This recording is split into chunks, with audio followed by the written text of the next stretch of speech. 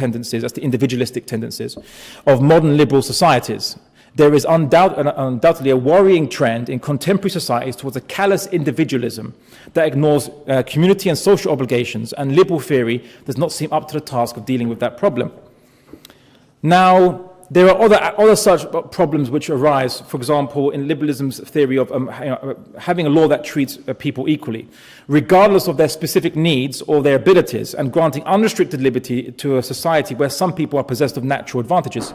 We're not all absolutely equal. Some of us are better looking, some of us have more intelligence, some of us are born into more wealth or a wealthy family. Some of us have natural charisma, and others, have influence.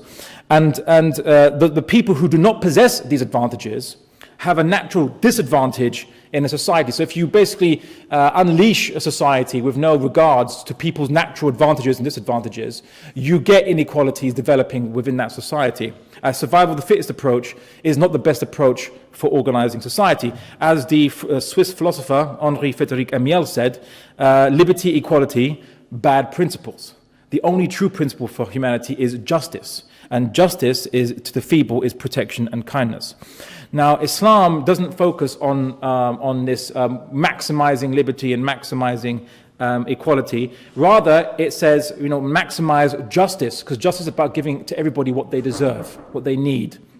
And it is what is, and this is a better way to look at addressing human society. So we see in the Quran, God is saying to mankind, we sent our messengers with clear signs and sent down with them the people and the measure in order to establish justice amongst the people. So they sent down the book and they sent down the measure, in order to establish justice amongst the people. So this is, God is giving mankind a set of criteria, how we can actually establish justice, how we can all as human beings fulfill ourselves as human beings without impinging on each other, without oppressing each other, without stepping on each other's toes. This is basically what Islam is saying. Islam is not here to prevent people from realizing themselves as humans. In fact, it's there to enable us to fully realize ourselves as humans without oppressing each other, without getting in each other's way, without cutting each other up on the highway, as they say. And Islam understands that humans are not these iron-willed angels. It does not expect perfection from us. So it doesn't hold humans to unrealistically high standards of behavior. Islam does not allow alcohol, but then prosecute people for what they do when they're drunk. Islam does not condone exploiting women's sexuality to sell products, but then condemns men for womanizing and infidelity. Islam does not advocate unrestricting amassing of wealth, but then condemns bankers for not caring about the poor who suffer from the economic fallout.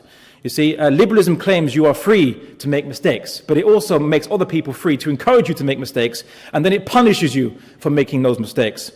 I think liberalism's motto is, look but don't touch, touch but don't taste, taste but don't swallow. And then they wonder why the crime rates are so high, and they wonder why there's economic inequality, and 1 in 4 women have reported sexual rape or attempted rape in both America and the UK. They wonder why that 1% of the world's population own close to 50% of the world's wealth, while 50% of the world's population own only 1% of the world's wealth. And they wonder this, why is this? Why is this happening? Now, humans are capable of righteous and noble actions, but they are also fallible and weak.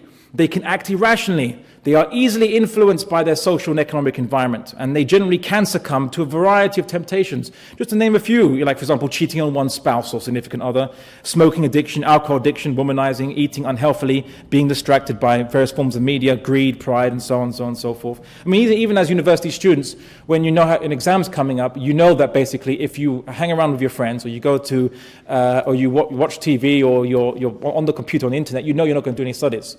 And no matter how hard you try, when the computer's there in front of you, the Facebook is looking you in the face, and it's facing you, and you know that you're going to be distracted, and you find it so hard to kind of separate yourself from all these temptations. And the only way to do it is maybe to I don't know if you have a library here where you can go study with no distractions, but go to a library and make sure your friends aren't there, because they will distract you as well. And because you know that basically you will fall into that distraction, it's very easy to fall into that kind of distraction. You have to kind of isolate yourself from all these stimuli around you. And so this is the weakness of humans. We're naturally like this, unfortunately. And that is the case. But Islam aims to tackle these sources of man's weakness and promote more positive satisfactions for human impulses. And more importantly, it does not expect superhuman standards of conduct it tries to be realistic when organizing humans. So as the Quran says, God says to mankind, Allah will not make Allah will make the burden light for you, for man was created weak. So God says to us, He wants to make this burden light for us because we are created weak. The Prophet Muhammad said, I have been sent with an easy and practicable law. The Sharia is not meant to be hard. It's not meant to be oppressing or restrictive. It's actually meant to be easy and practicable. And as we see we believe that God is telling us in the Quran that He doesn't want to make burdens hard for us. He wants to make it light for us because we were created weak. So Islam understands that humans are weak, and we are prone to many irrational conducts, many irrational things. And the Sharia aims to protect and liberate human beings from base desires, to enable them to fully realize themselves without hampering the rights and the satisfaction of others. So as the Quran says, those who follow the messenger, who enjoins upon them that which is right and forbids upon them that which is wrong, He will make lawful for them all the good things and prohibit for them all the bad things, and He will relieve them of their burdens and the shackles they used to wear. So Islam is here to actually liberate. It wants to liberate us from oppressing each other, from hampering each other's natural fulfillment as human beings. So the question obviously is, so does Islam really deny natural human fulfillment, or does it facilitate and liberate it? Well, the Sharia organizes humans so they don't act to impinge upon each other's rights. However, it encourages and leaves unrestricted the very positive ways for fulfillment. So for example, Islam prohibits fornication and adultery, but it encourages marriage. Islam prohibits interest, but it encourages trade and investment. Islam prohibits sexual exploitation and public immodesty, but it encourages the beautification, romance, and sexual satisfaction inside the marital relationship for both men and women. And so humans are weak, so the Sharia helps to remove public temptations and promote positive reinforcement. So it's not just about thou shalt not, and you're prohibited from this, but actually it gives alternatives. So when the Prophet Muhammad said, advising men, he said, if any man sees a woman who charms him, he should go home to his wife, for she has the same kind of thing as the other woman. So it's telling men that, for example, if you actually are seeing some kind of a temptation outside and so on, the best way to deal with that is to go home to your wife, and that reinforces it in the man that the only source of his intimacy is his wife and not some women outside. Now, basically, I suppose the question is, is the Sharia anti-human or inhuman in how it organizes society? Is it unequal? Is it oppressive, how it organizes society? And I think we have to start with what is society, how we define society, what is the basic social unit of society. Now, there are three answers to this question, and they're both taken up by the major world ideologies. Communism believes the basic unit of society is society itself. There is nothing more fundamental than society, for various reasons, which I won't go into because no one takes it seriously anymore, unless you're in North Korea. And liberalism, or capitalism as it's otherwise called, believes that the basic unit of society is the individual, irrespective of the fact that humans behave as groups, as mobs, and sometimes they behave with this very kind of mob mentality. And they ignore the fact that individuals depend on other human beings for knowledge, language, behavior, sustenance, and support when sick and elderly.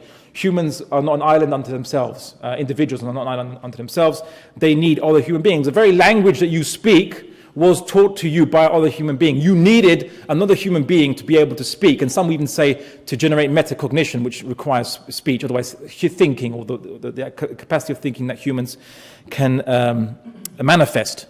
So you can't even think without other human beings helping you, giving you the means to think, language.